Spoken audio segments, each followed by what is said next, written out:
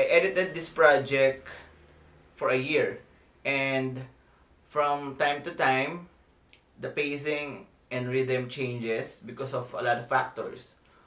Number one, my mood, my energy, and I think number three is how I look at the footage. And even though it doesn't have a script or even an outline, I think that is the most difficult part. For me, a film or a painting or a collage is an arrangement of energy.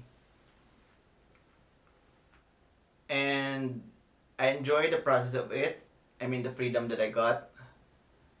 I realized that cinema is really, really young and that language is still evolving. It does not stop. This is also about me asking the question, what is really documentary? And for me, it is anything that is a proof of life. These fragments are a proof that once I exist and once I tried to connect. 4 months before the film was finished, I met this girl, Sheen. She's now my girlfriend and she's operating the camera.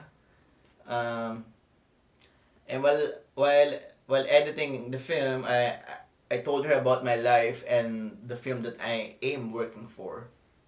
It's a bit romantic or cheesy, but I think there's someone, and it's possible that a person like Sheen will accept me as a whole. My faults, my past, my future. Sheen is a someone or stranger or that stranger that I think listen to me and talk to me, who understand me from a deeper connection. And I learned something from her, and I open up. And when you reach that, part when you show your truth, and it's all okay, it's all fine. And I think if one person really opened his world to somebody, to someone, to a community, then he or she is free. The search for truth is achieved, somehow. I think I was born and raised Catholic, though I'm not a practicing one. And I think I can compare the devotion and the struggle of the Filipino people to the struggle of Jesus, or Jesus, or the Son of God.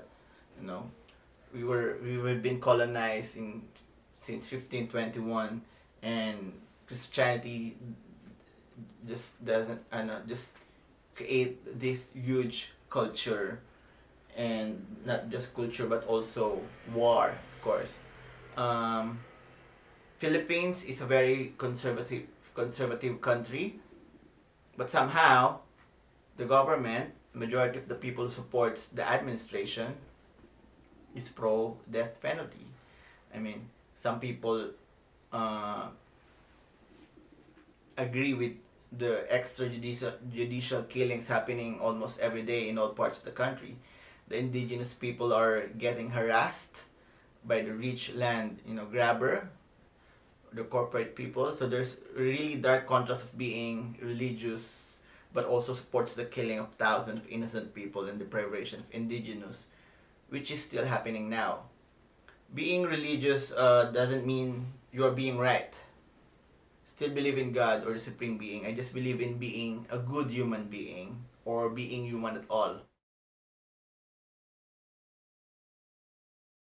For me, repetition somehow creates a certain pattern that affects our thinking or how we accept things. It is like a learning process too. If someone repeats himself all throughout, there must be something significant on those words or phrase.